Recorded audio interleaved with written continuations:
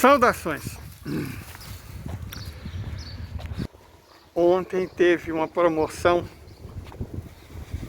aqui na minha cidade, que é o litro mesmo de vinho, por R$12,99.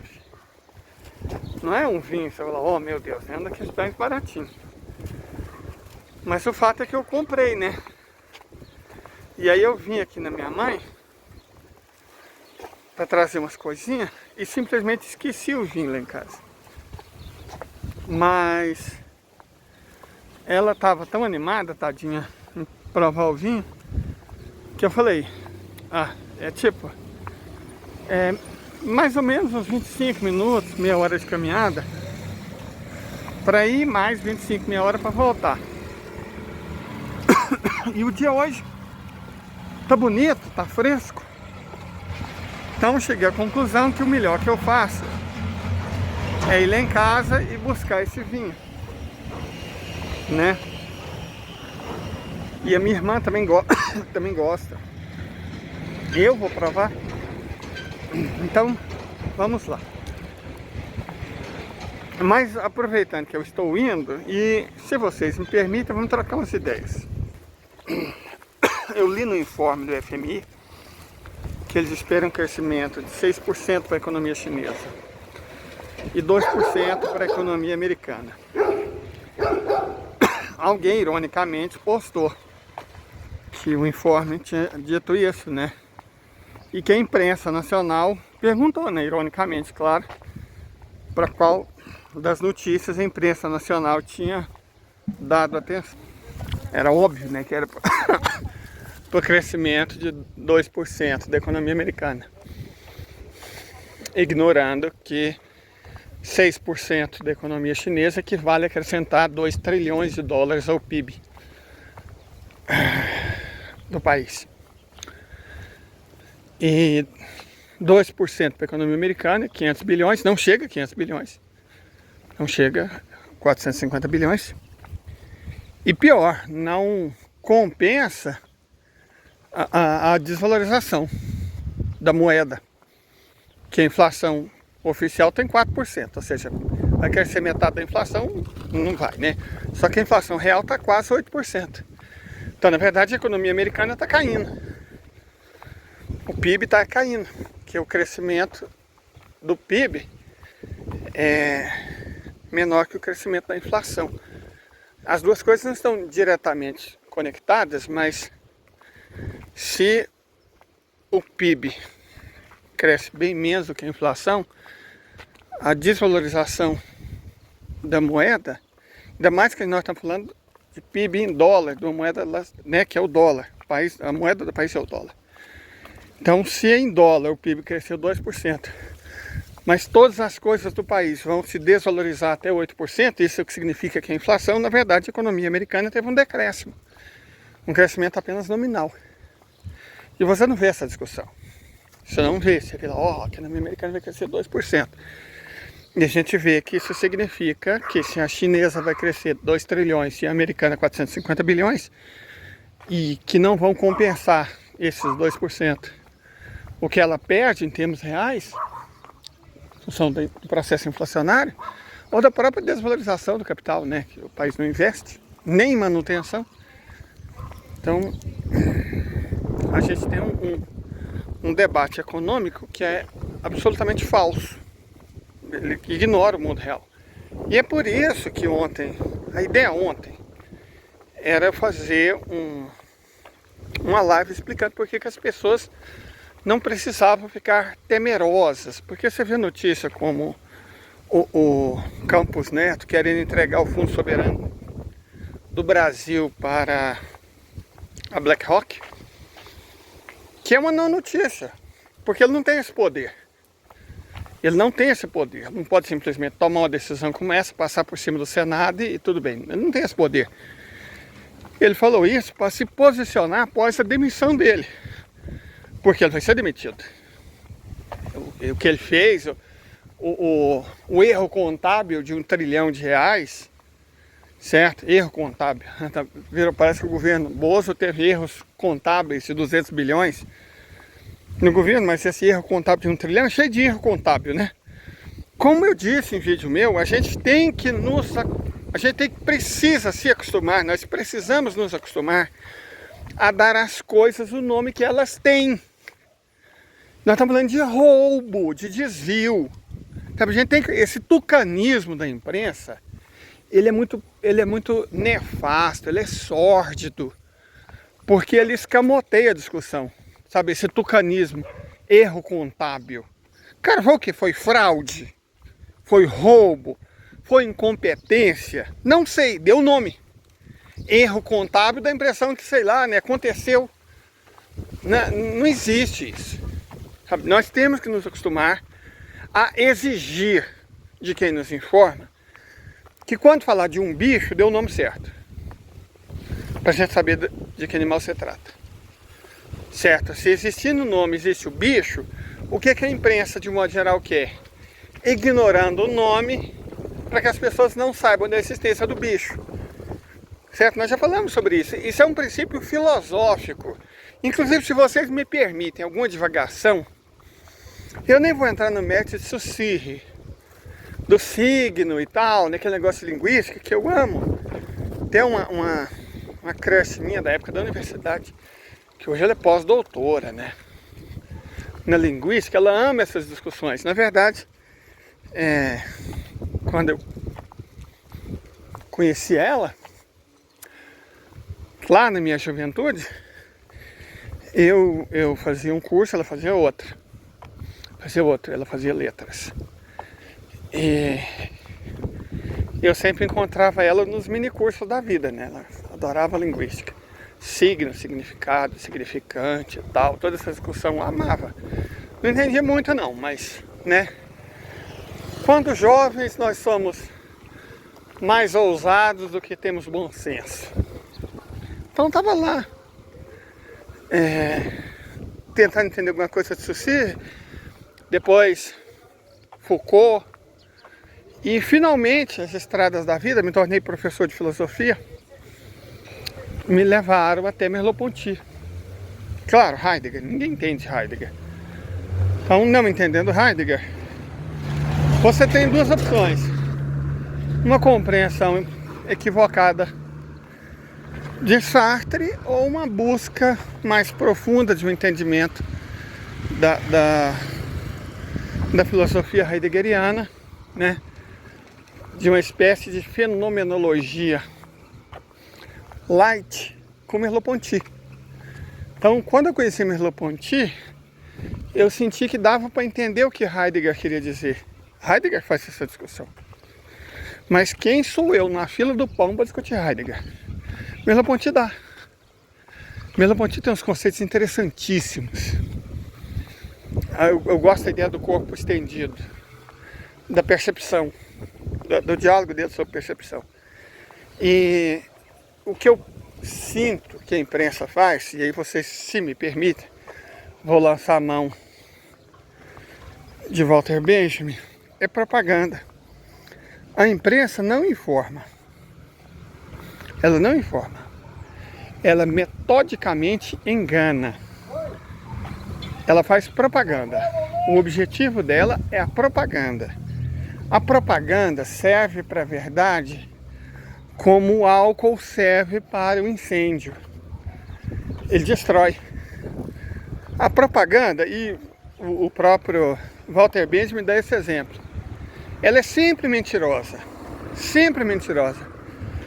E ele dá um exemplo da Volkswagen, né? A Volkswagen tem que fazer propaganda pelo exato motivo que a Rolls-Royce não precisa fazer propaganda. Então, a imprensa, e eu pego essa discussão desde a discussão sobre arte e reprodutibilidade técnica, ou mais especificamente sobre a perda da aura, que é uma espécie de dimensão sagrada do artístico, né? E, bom, a imprensa, ela serve para propaganda, o que significa que ela serve para mentira.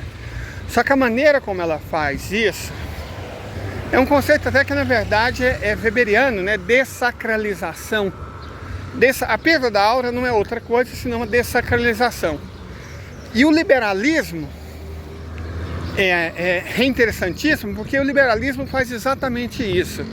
Ele dessacraliza. Nada é sagrado para o liberalismo. Veja a liberdade de expressão em sua última instância, que é o que acontece, por exemplo, na Suécia, onde você pode pedir apoio policial para manifestar a sua opinião. E tipo, queimar um Alcorão, queimar uma Bíblia na frente de uma mesquita ou na frente de uma igreja, para ser absurdamente desrespeitoso. Mas o liberalismo, a ferro e fogo, é isso que ele deseja de fato. A liberdade de expressão faz com que a gente retorne à ordem primitiva. Nós nos tornamos como que animais, certo? Até para as populações mais primitivas, digamos, vamos usar essa palavra, menos tecnológicas, o sagrado é importante. Talvez não para o Spirahan. Spirahan, Daniel Everett deixa claro, isso é um caso bem especial. Mas, excetuando-se o Spirahan, você sempre que eu conheço, todos os povos têm uma dimensão do sagrado. E a dimensão do sagrado é interessante porque ela é uma dimensão do entendimento. O liberalismo é supostamente pró-ciência. Ele leva a ciência a ferro e fogo porque a ciência, em última instância, seria isenta. Certo? E esse discurso é encapado pela imprensa porque também dá ao discurso da imprensa uma aura de legitimidade e de isenção. As coisas que saem na imprensa, supostamente, resultam de uma análise isenta dos fatos. E a gente deve acreditar na imprensa, tanto mais quanto ela é isenta. Como se fosse possível alguma coisa isenta. Como se fosse possível a isenção. Nem a isonomia é possível, quanto mais a isenção. Mas esse discurso vende. E esse discurso é, sobretudo, dessacralizante. Sabe? Vocês podem ver o quanto o liberalismo ele é dessacralizante. Ao mesmo tempo que você entende que essa dessacralização, essa perda da aura, a perda desse significado, desse conteúdo simbólico sagrado das coisas, ele faz com que tudo perca seu valor intrínseco. Nada é valioso, nada é sagrado. Nada é sagrado. As coisas, supostamente, são apenas as coisas e não tem nada de sagrado nelas. E o interessante é que essa ideologia que baliza, por exemplo, a ação dos fundamentalistas evangélicos. Certo? Os fundamentalistas evangélicos, eles fazem uma interpretação que não é cristã, é uma interpretação do Velho Testamento e não é judaica. Porque a interpretação judaica do Velho Testamento, que é um livro judeu, ela é muito profunda. Ela levou milênios de discussões profundas para se institucionalizar. Certo? O sagrado para o judaísmo é muito profundo. Correto? O crentianismo, essa religião criptojudaica baseada na teologia da prosperidade, no necrocalvinismo, ela ignora. Você pode ver, dificilmente você vai ver um desses pastores, eu estou falando especificamente de neopentecostais, que falam da teologia da prosperidade. Você vai ver eles falando de Cristo, dos evangelhos. Nunca fala, está sempre falando do Velho Testamento. O Velho Testamento tem 613, salvo engano, mais de 600 regras, né? E aí esses neopentecostais escolhem alguns, ignoram as de Jesus. Isso é importante, ignorar as de Jesus, porque a regra cristã de Jesus é muito simples. Ama a Deus acima de todas as coisas, ao próximo como a ti mesmo. Não julga e não condena. Pronto, isso é o cristianismo. Essa é a mensagem de Cristo. Eu acho que eu pisei num caco e eu estou pisando no meu próprio sangue, mas vou ter que chegar lá em casa para conferir. Não mexer com isso agora não. Mas enfim, a mensagem cristã ela é muito simples. Bem fácil. Você ama, você não julga e você perdoa. Não cabe a você julgar porque você não tem todos os elementos para isso. É uma premissa, inclusive, de bom senso, né? Se você não é onisciente, como é que você vai julgar? E quem te deu o poder? Perfeito? Então, o cristianismo é baseado em bom senso. E não dá para você ficar rico com a mensagem cristã, porque o reino de Deus não é desse mundo, e é mais fácil um camelo atravessar a buraco da agulha do que um rico entrar no reino dos céus. A teologia da prosperidade parte de um pressuposto absolutamente não bíblico. Todos os apóstolos de Jesus se ferraram. Só João, né, morreu de velhice. Os outros foram enforcados, crucificados, apedrejados, tiveram a pele arrancada, né? Então, tiveram decapitados, tiveram fins horríveis. Todos os 12. Jesus nunca prometeu prosperidade. Mas veja, a partir de um discurso absolutamente não cristão, os nossos irmãos evangélicos, os da teologia da prosperidade, sacralizam algumas coisas. Tipo, você pega lá a parte da Bíblia que você justifica de alguma forma as convicções moralistas deles, né? Você interpreta de maneira equivocada e proposital outras coisas. Por exemplo, Sodoma e Gomorra, o pecado deles não foi homossexualidade. O pecado deles foi maltratar os estrangeiros, ou seja, xenofobia. O pecado de Sodoma e Gomorra foi xenofobia. Mas aí você transforma isso, você sacraliza isso num discurso de homofobia. Jesus não recomendava o divórcio, mas é fácil você deturpar isso se você não compreende a circunstância do divórcio no tempo de Jesus. O divórcio era o meio pelo qual os homens rejeitavam as mulheres, mas ficavam com a propriedade. É um meio de oprimir mulheres. O que Jesus rejeitava não era o divórcio, porque o divórcio, como a gente conhece hoje, não existia naquela época. Certo? O que Jesus rejeitava é a opressão a mulheres. E em várias ocasiões na Bíblia isso fica claro. Quando um bando de macho escroto religioso tenta apedrejar uma coitada, Jesus intervém. Na questão do poço da samaritana, certo? Então, Jesus em vários momentos deixa muito claro que ele era radicalmente contra a misoginia. E ele defendia as crianças, certo? Ele defendia as crianças. Então, se por exemplo tem um pastor, líder de uma igreja que, apesar de ser um viado, baita de um viado, parece que todo mundo comeu ele adota um discurso homofóbico para proteger pedófilo, esse cara é qualquer coisa no universo, menos cristão. Mas o que isso tem a ver com o que nós estávamos falando? Veja bem, o liberalismo dessacraliza, certo? O liberalismo dessacraliza, não tem nada sagrado para o liberalismo. Mas ao mesmo tempo, o discurso liberal, exatamente por promover essa dessacralização, ataca num ponto que é praticamente inato aos seres humanos, que é uma certa espiritualidade, certo? Você deixa, sobretudo as massas órfãs, carentes de um discurso espiritual, já que nada é sagrado, certo? As pessoas ficam confusas, se sentem perdidas, se sentem oprimidos. Lembrando que ser oprimido é uma coisa, se sentir oprimido é outra. O Brasil é um país onde muita gente hétero, branca, classe média, se sente oprimido, sabe? Muitos desses bolsonaristas malucos que a gente viu e ainda vê, aqui na minha cidade ainda tem um idoso que fica na praça levantando a bandeira da Virgem Santa. Olha que loucura. Que Jesus tem que proteger a nossa sociedade do comunismo.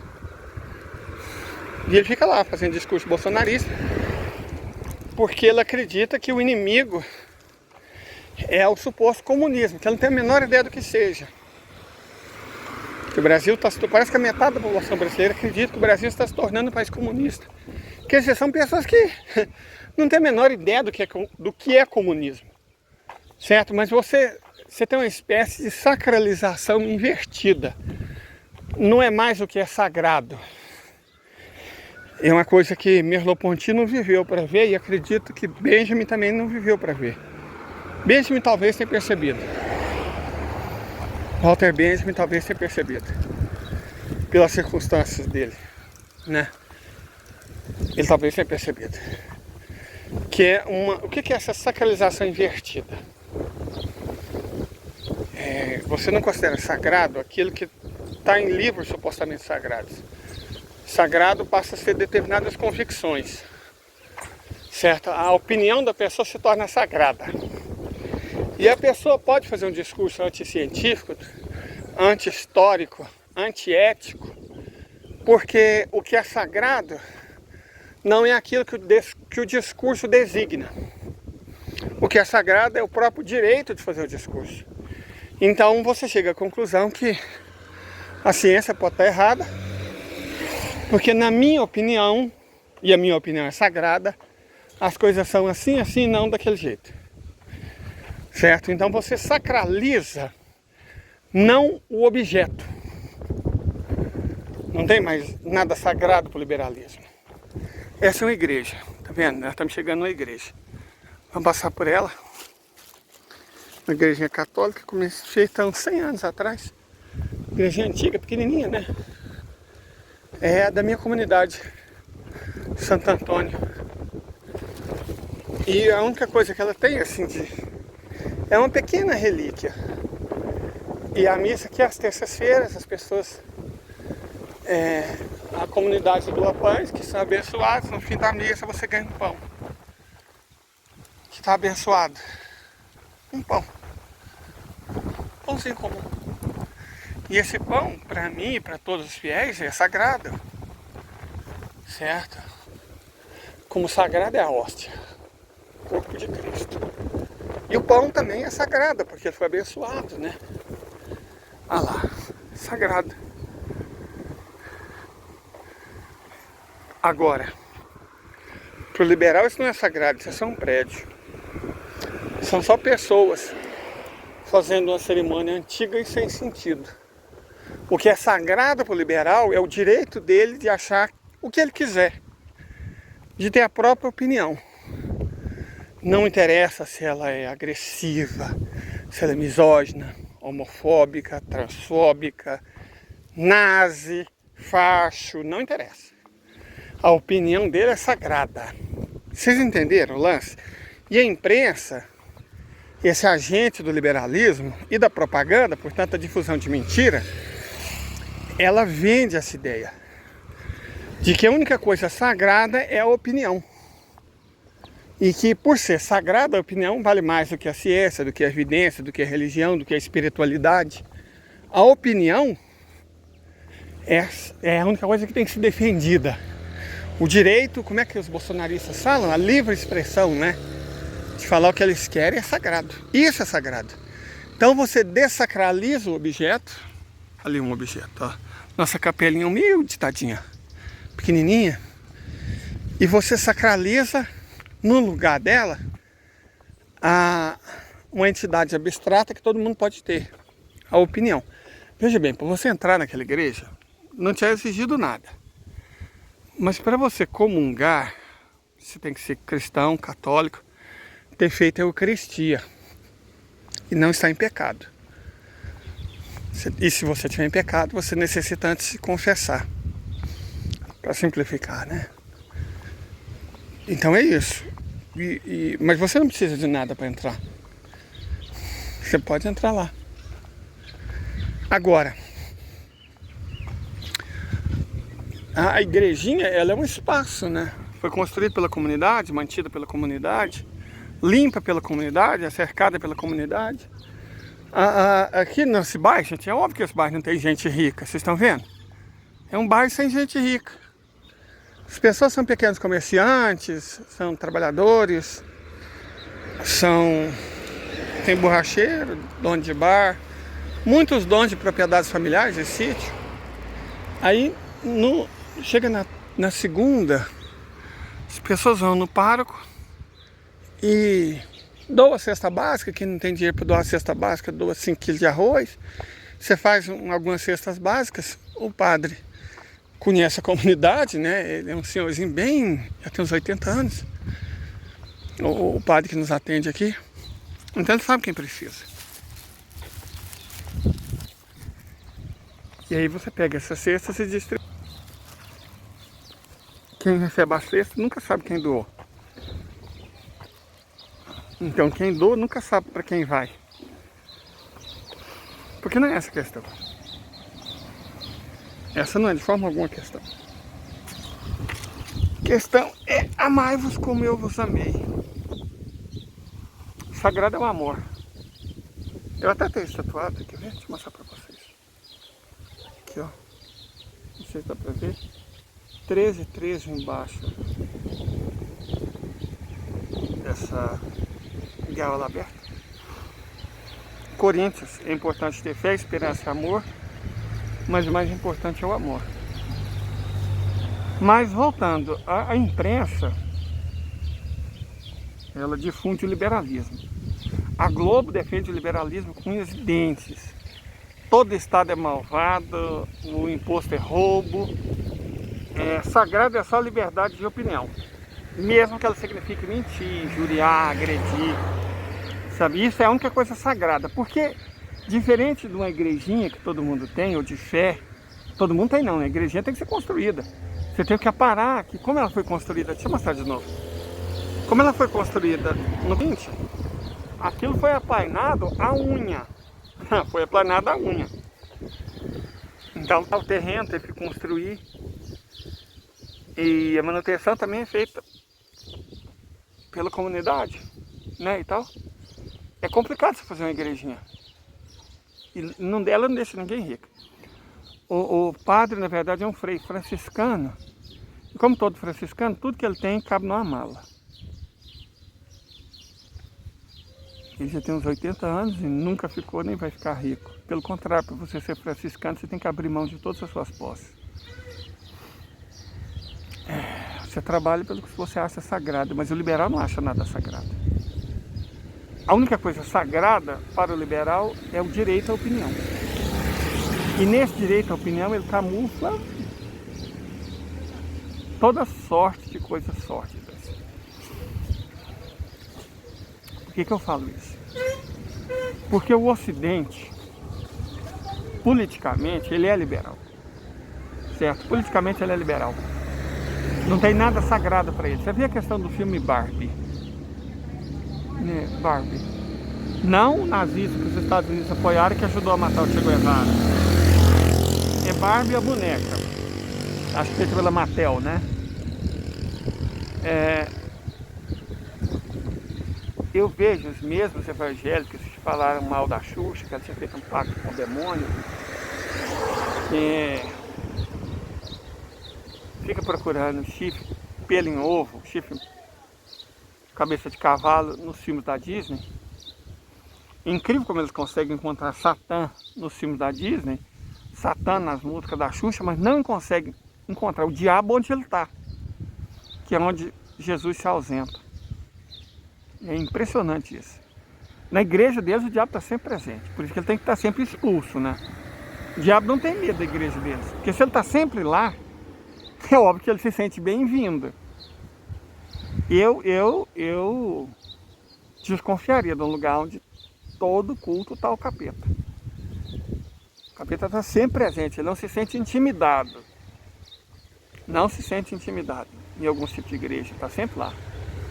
E eu me sentiria muito desconfortável. Muito desconfortável. Toda vez que eu fosse num lugar, o capeta estivesse lá no corpo de alguém. Né? Quer dizer que ele está bem-vindo. Mas, mais do que isso, é fácil entender porque o capeta está sempre lá, é porque Jesus não está. É óbvio, né? É evidente. Mas aí você escamoteia tudo isso com um discurso liberal que não existe Jesus, não existe o Cristo, a religião, não existe Deus. A única coisa que existe é o direito de você falar o que você quiser, não interessa quem você ofenda, machuque. Não faz diferença. Você pode queimar o Alcorão, você pode queimar a Bíblia. Isso é um direito seu. Esse é o mundo liberal. Essa é a essência espiritual da civilização ocidental. E aí eu quero falar isso por quê? Porque o Irã, a Rússia, a China, esses países que estão lutando para destruir o Ocidente, e tomara que eles consigam, e o quanto antes, existe coisa sagrada para eles. Ah, mas a China é comunista, sim. Então o que é sagrado para a China, se ela é comunista? A própria civilização, os próprios valores. O que é sagrado para a Rússia? A liberdade, mas entendida de uma maneira totalmente diferente de como é compreendida no Ocidente.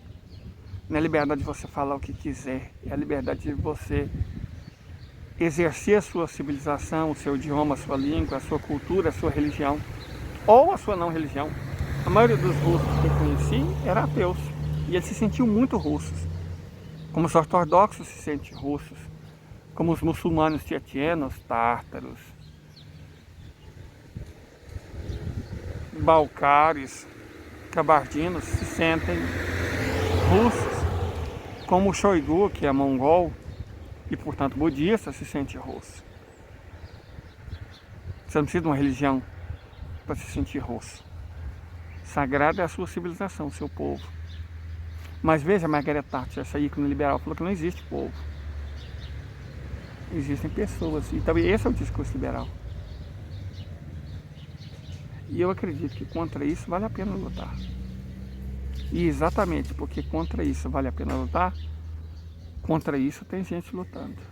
Se você quer entender o conflito, claro, todo conflito tem aquele lance de dinheiro, né? Todo conflito. Envolve recursos, envolve dinheiro, você vai pesquisar a questão do gás natural, do petróleo, né? Dos recursos que o Ocidente quer roubar e que a Federação quer proteger. Mas mais do que essa questão de recursos, é uma luta sobre aquilo que é considerado sagrado. Se os valores ou nada, e portanto o direito de dizer que nada é sagrado. Eu expliquei num vídeo que a China e a Rússia são muito mais diferentes do que normalmente se pensa. Quem vê os dois países andando juntos fala, nossa, eles têm muita coisa em comum, né? Eles têm pouquíssima coisa em comum. Então por que estão juntos? E o Irã tem menos coisas em comum ainda, principalmente com a China. E a Arábia Saudita também tem um punhado de coisa que não tem nada a ver com China, nada a ver com Rússia, nada a ver com o Irã. Por que os quatro estão juntos? Por que a Índia está com eles? Por que nós estamos com eles? Por que os africanos estão? É porque a gente está defendendo o sagrado direito de considerar algumas coisas sagradas. Certo? De considerar algumas coisas sagradas. É um direito pelo qual vale a pena lutar. E o Ocidente acha que esse é um direito que vale a pena ser esmagado, para que o único que prevaleça é o direito à opinião. Se o direito à opinião é a única coisa sagrada, quem tem mais poder de opinar do que outros, por exemplo, o direito à opinião é sagrado. Eu não sou ninguém na fila do pão, mas o dono de uma emissora de TV, o dono de um estúdio de Hollywood, ele pode falar o que ele quiser. Esse sim tem direito à opinião. E ele pode levar essa opinião dele para o mundo inteiro. Se eu sou dono de uma rede social, se eu sou dono de uma plataforma de streaming, se eu sou dono de um estúdio,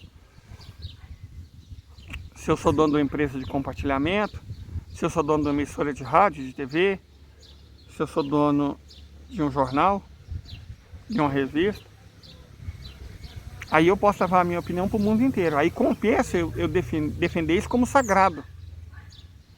E as pessoas não têm o direito de se ofender, porque o meu direito é sagrado. Eu posso ter a opinião que eu quiser.